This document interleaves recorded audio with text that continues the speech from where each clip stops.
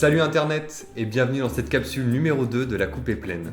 Aujourd'hui je reçois ma pote Jessica Lefebvre qui a écrit donc un recueil de TTC. Alors c'est pas taxe comprise, cette blague est mauvaise, c'est très très court, donc des très très courtes nouvelles. Elle nous en parlera plus tout au long de l'épisode. Il y a son livre qui est ici, on en parlera aussi tout au long de l'épisode. Donc Jessica, ça va ? Ça va bien, merci. Ok, première fois que tu fais une interview vidéo, où est-ce qu'on te voit ? Ouais, Ouais. je suis un peu stressée, ça va se voir. Mais Enfin, c'est ça pas va, grave, je vais me détendre au fur et à mesure. l'éclairagiste est sympa, la maquilleuse aussi. Donc, Jessica, toi, tu n'es pas écrivain Non. ou écrivaine. Non. Ça me gêne de dire écrivain, même si écrivaine n'est pas joli à dire. Je sais pas, moi je préfère écrivaine, mais. C'est pas euphonique à dire, je trouve. Non, c'est pas joli. Donc, toi, tu n'es pas écrivain ou écrivaine, Mhm. t'as un autre métier, mais t'as quand même sorti un livre. Alors, c'est quoi un petit peu ton parcours finalement ? Qui es-tu en gros ? Donc, à la base, je suis comptable. Donc, j'ai fait des études de compta pendant 3 ans. Donc, Ok. j'ai bossé notamment à Luxembourg, puis maintenant je suis à Amsterdam. Ouais.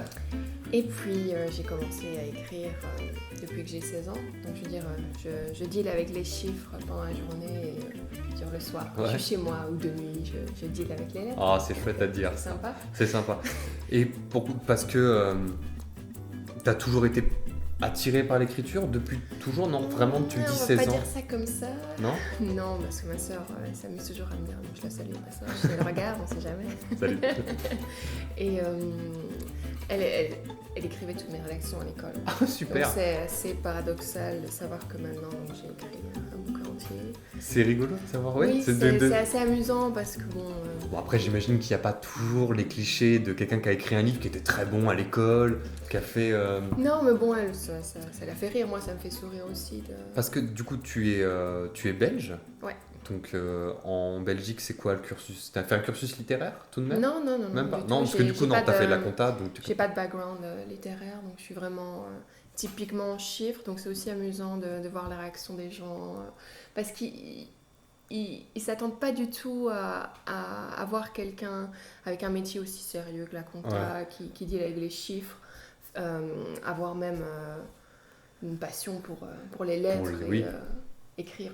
Parce qu'on s'attend peut-être, enfin surtout en tant que comptable, on connaît un peu le métier, c'est quand même quelque chose où il y a quand même un certain stress, surtout, enfin du moins moi je sais que dans le tien de domaine c'est quand même assez accru, t'as quand même pas mal de clients, on se dit c'est quand même assez sérieux, est-ce qu'on a le temps de se consacrer quand même à une passion et à un autre métier qui est quand même écrivain Ouais, je trouve que c'est important de trouver le temps de faire quelque chose qu'on aime. C'est une super chose. Et c'est quoi ? C'est le fait de... C'est un peu cliché, mais est-ce que c'est le fait que le boulot de comptable parfois peut être un peu boring, tout le temps un petit peu ennuyant, toujours un peu redondant, l'idée de tout d'un coup se dire allez, j'inverse la donne et je me donne un autre côté adrénaline à écrire des nouvelles. Oui, ça peut être lié, mais pas uniquement. Je veux dire, je te disais, j'écris depuis que j'ai 16 ans. Ouais, à 16 ans, j'étais pas encore comptable, tu vois, donc... Non, tu aurais pu être une très très jeune comptable. Je comptais mon argent de poche, mais c'est tout. C'est déjà ça. Après, je veux dire, c'est un exercice que j'ai eu en cours de français qui a déclenché en moi, je dirais, la passion. Petite étincelle qui a fait que ça voilà, fait c'est feu, un peu ouais. ça. Et pourtant, je veux dire, j'aimais pas forcément la prof.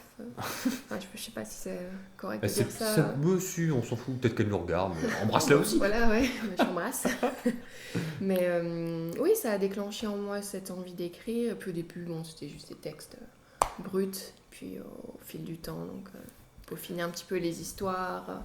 Puis c'est assez rigolo de voir les textes que j'ai écrits à 16 ans, de voir les textes que j'ai écrits il y a une semaine, de voir un petit peu le changement qui s'est opéré en fonction des années.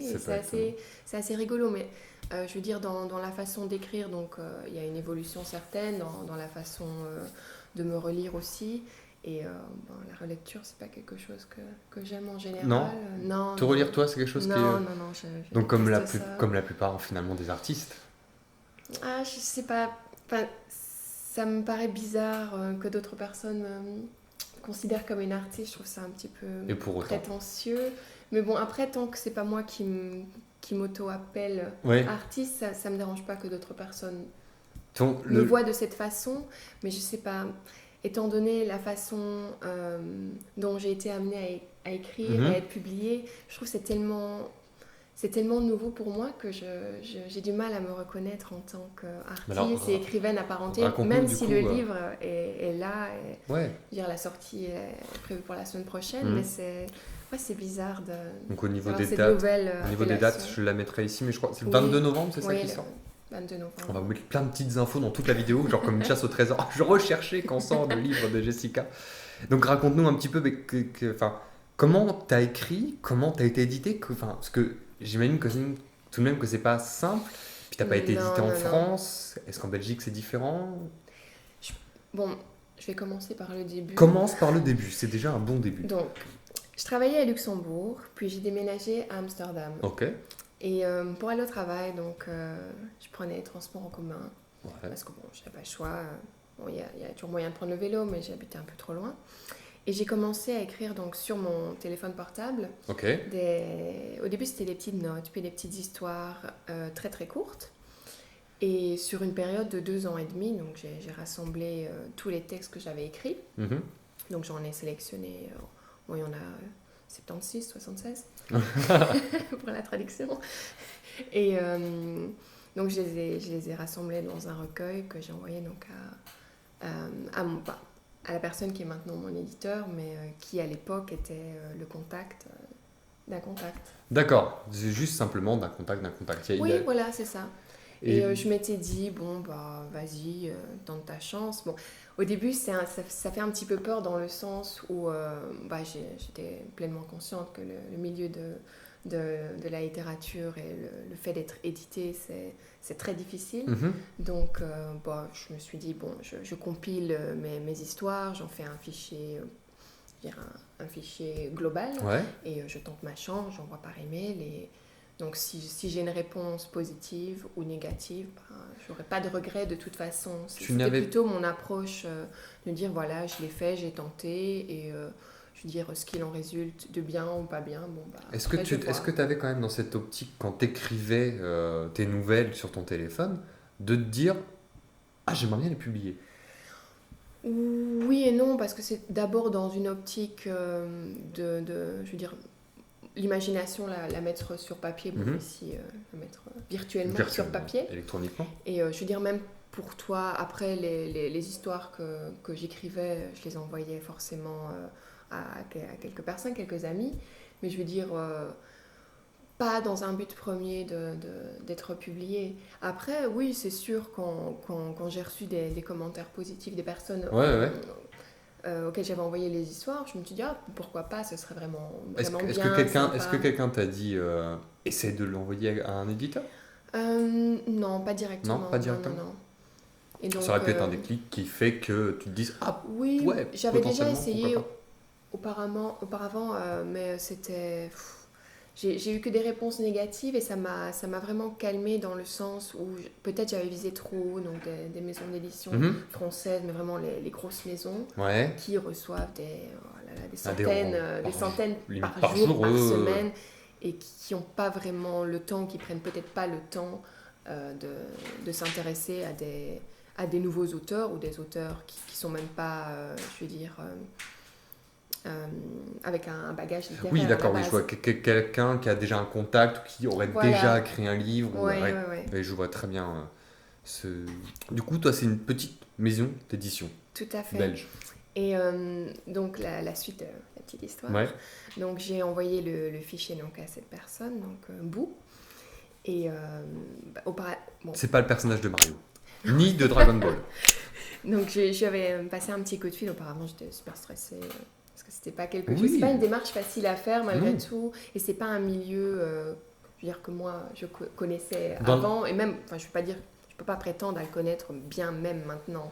Dans la compta, en plus, toi, dans ton taf, tu n'es pas souvent sollicité à rencontrer tes clients, peut-être? Si, de temps en temps, mais c'est pas... Non. C'est pas constant, je veux dire, c'est pas... Non, c'est pas D'accord. constant. Contrairement à quelqu'un qui, par exemple, un banquier qui a constamment ses clients. Toi, par contre, c'est quand même assez beaucoup plus restreint. Donc, peut-être aussi une certaine, pas timidité, mais quand même un petit peu de rencontrer quelqu'un. Timidité, oui, de contacter une personne d'un milieu qui m'est totalement inconnu. Je trouve que c'est vraiment un step à franchir et on sait jamais. Enfin, moi, je ne savais pas du tout à quoi m'attendre.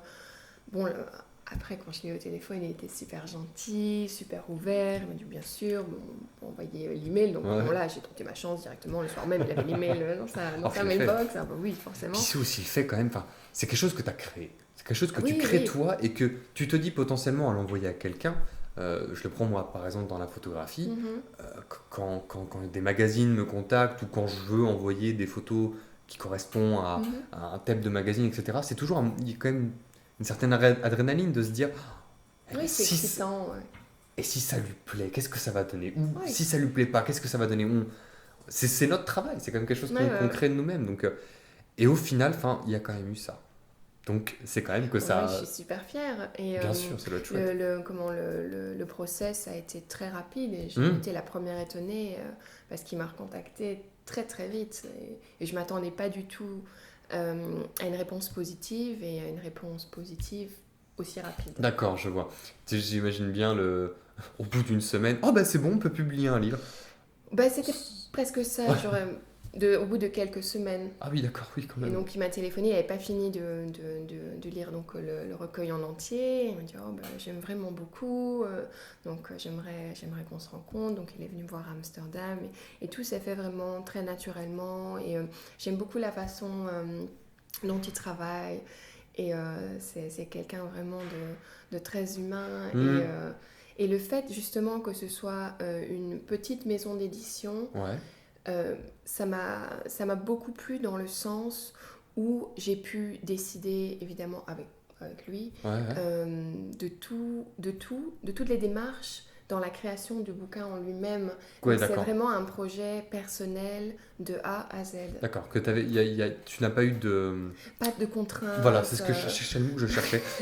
Contraintes. Pas de contraintes, par exemple pour la couverture ou la photo. T'as une vraie...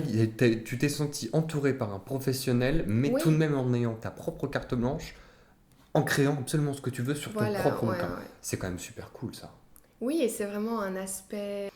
Une approche qui aurait été impossible avec une grande maison d'édition, dans le sens où, par exemple, la couverture est classique, sans doute imposée, normalisée, imposée, et on ne te donne pas vraiment le choix dans quoi que ce soit par rapport à la fabrication, ce que je peux comprendre, parce que c'est aussi des tirages à des centaines de milliers d'exemplaires. Oui, ça se joue aussi par rapport à ça, bien sûr. Mais là, étant donné que c'était un projet auquel je tiens particulièrement, c'est quand même mon premier livre, c'est quand même une certaine fierté, il va sortir pour mes 30 ans, donc c'est encore quelque chose de pas mal. Je peux comprendre cet angle. Et le fait de dire, les textes sont de moi, forcément, la couverture du livre, donc la photo a été prise par un ami à moi, donc elle a été prise à Amsterdam. Le shoot, il s'est fait en 5 minutes top chrono, montre en main, l'écriture donc de la petite bio qui est derrière. Donc c'est moi qui l'ai écrite aussi. Le résumé était un petit peu compliqué étant donné que ce sont un recueil de nouvelles différentes. Donc c'est un peu compliqué de résumer 76, 76 histoires différentes. Mais après, je trouve que c'est excitant. Je vois très bien. Surtout que moi, ayant lu quand même une vingtaine de nouvelles, on sent cette petite signature que tu as qui fait que donc ce sont des très très courtes nouvelles. En gros, en 5 minutes elles sont lues. En 5 minutes on en lit une, à peu près. Mais dans ces 5 minutes, les 4 dernières secondes elles te retournent tout. Sur certaines nouvelles, il va y avoir ce sentiment-là. Donc, je comprends que tu aies envie de rien dévoiler. Et c'est vrai que c'est... du moins, de laisser une petite part de mystère en disant... lisez, vous allez voir. Quoi. Voilà, oui. L'avantage de ce genre de format, du moins de ce que j'en ai pensé, c'est que en gros, c'est ton vrai bon livre de chevet. Comme ça pourrait être ce petit programme court, comme on a l'habitude de plus en plus de regarder des programmes très courts, ce que je ne fais pas sur YouTube actuellement avec un programme assez long, mais des programmes très courts, c'est qu'on va le consommer un petit peu au moment après le repas, on va se prendre quelques petits épisodes à droite à gauche qui vont durer quelques minutes. Et bien à la place, au lieu d'ouvrir son ordinateur, etc., on va prendre ton livre et on va se dire aujourd'hui je m'en tape 5, j'en prends 5 petites nouvelles de Jessica et hop, Et puis hop, terminé. Et puis on a passé un moment à se faire son petit imaginaire. Et ce que je trouve bien dans le concept aussi, elles sont tellement courtes que Mhm. ça peut même motiver les gens qui ne lisent pas ou qui n'aiment pas du tout lire à leur redonner le goût de lire. Ouais, je Parce suis que c'est d'accord. vrai que bon, le livre est pas très gros, mais parfois ça peut décourager quand on prend un livre de voir les caractères sont petits, j'ai pas Oui, envie de lire, oh là là, la largeur est trop grosse, ça me fait je vois. flipper. Et quand on sait à la base qu'une histoire c'est bon, maximum de 2 pages, 3, Mhm.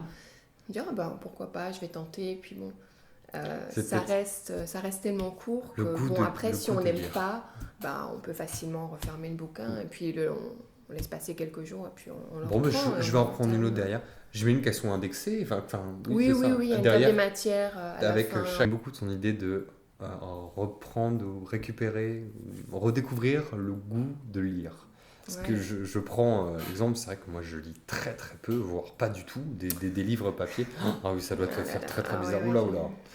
j'ai mal au cœur. Je lis, je lis beaucoup plus d'articles, notamment sur Internet, Mhm. sur, sur tout ça. Et donc, c'est vrai, c'est pas parce que t'es ma pote ni quoi que ce soit, hein, je t'assure que c'est vrai. Il y a déjà bien avant qu'on se rencontre, c'est vrai que tu m'en avais parlé, tu m'avais parlé de Mhm. ce système-là. Et j'ai trouvé ça super cool d'avoir ce côté très bref d'une petite lecture rapide et concise qui permet Mhm. de soit se motiver un peu l'imagination, potentiellement continuer l'histoire, même si elle se termine quand même, on peut réimaginer des choses, créer des moments. Et non, je l'ai trouvé pratique et Mais dans le format très très agréable. court, pour la lecture, bon, c'est évident, c'est facile à lire, ça prend pas de temps. Pour les personnes qui n'aiment pas lire, donc moi je dirais sans vantardise, c'est l'idéal. Mm. Et pour moi, personnellement, ce que j'aime, c'est chaque fois un challenge. Parce que dans les nouvelles de base, c'est 8, 15, voire 20 pages maximum. Mais c'est une intrigue beaucoup plus affinée, donc faut broder beaucoup plus, c'est beaucoup Mhm. plus étiré en longueur.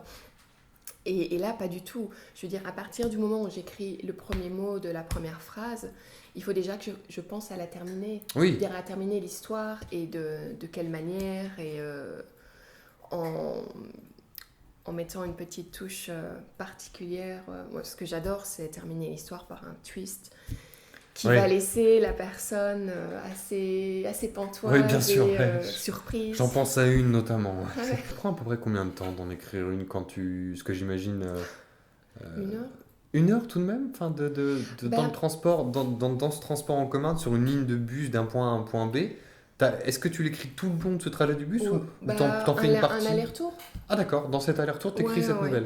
Bah, je veux dire, j'ai déjà les idées qui viennent naturellement, donc Oui, elles peuvent venir n'importe quand. oui, bien sûr. C'est même assez affolant. Mais C'est ce qui te fait de toi une artiste. je sais pas. Tu viens de démontrer. Et par exemple, quand je monte dans le bus, donc je m'assieds, Ouais. là je dégaine mon iPhone. Ouais, exact. Et donc je commence à écrire. Et donc dès que je ressors, donc là bon, forcément je vais travailler. Donc quand je reprends le bus pour revenir, donc là j'achève l'histoire. Bon maintenant je dis 1 heure parce que par exemple entre le moment l'aller où j'ai déjà écrit une partie et le retour où je continue, j'aime bien procéder à une relecture pour Oui. voir un peu.